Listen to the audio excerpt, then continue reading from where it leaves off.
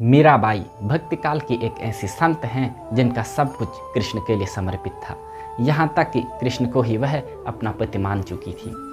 भक्ति और प्रेम की ऐसी चरम अवस्था अलौकिक है। मीरा के मन में कृष्ण के प्रति ऐसा अनन्य प्रेम कैसे उपजा, आइए जानते हैं। मीराबाई के बाल मन में कृष्ण के प्रति ऐसी छवि बसी थी कि किशोरावस्था से लेकर मृत्यु तक उन्होंने कृष्ण को ही अपना सब कुछ माना।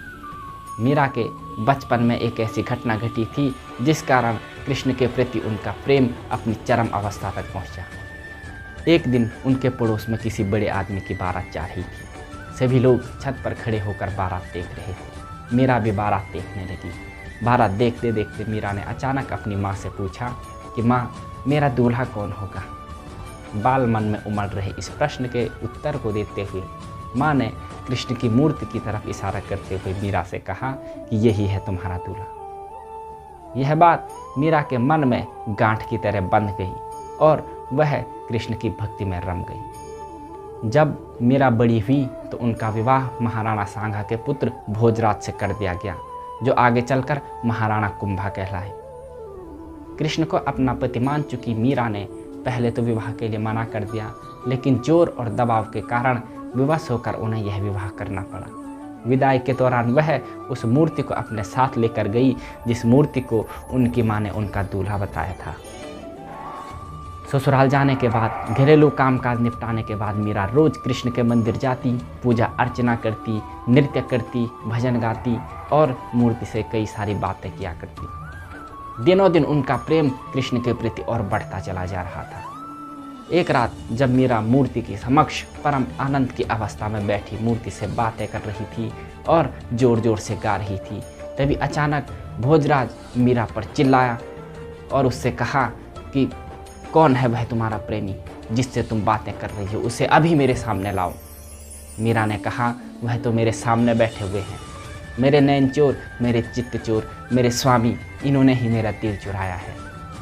भोजराज को यह सुनकर अत्यंत दुख हुआ, लेकिन वह मीरा को बहुत अधिक प्रेम करता था, जिस कारण वह उससे कुछ न कह सका।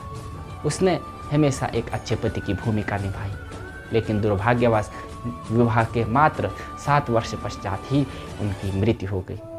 प्रारंभ में मीरा का प्रेम बेहद निजी था, लेकिन धीरे धीरे प्रेमानंद इतना बढ़ता गया कि मीरा लोगों के सामने और धार्मिक उत्सवों में नाचने गाने लगती, नगर के धार्मिक उत्सवों में हिस्सा लेती।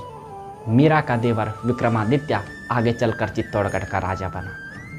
मीरा की भक्ति, कृष्ण के प्रति उसका प्रेम, नारी मर्यादा के प्रति उसकी लापरवाही का राजा ने कड़ा विरोध किया और कई बार उसको मारने की कोशिश की। एक बार राणा ने फूलों की टोकरी में सांप रखकर मीरा को संदेशा भिजवाया कि टोकरी में हार है।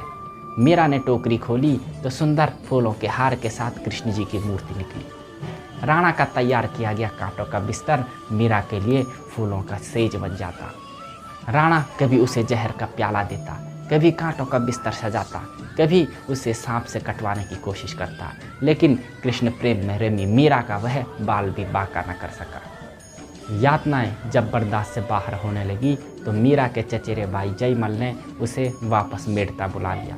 कुछ दिन मेड़ता में रहने के बाद मीरा वृंदावन चली गई, फिर वहाँ से द्वारिका जाकर वहीं रहने लगी। जीवन के अंतिम वर्ष मीरा ने द्वारका में गुजारे।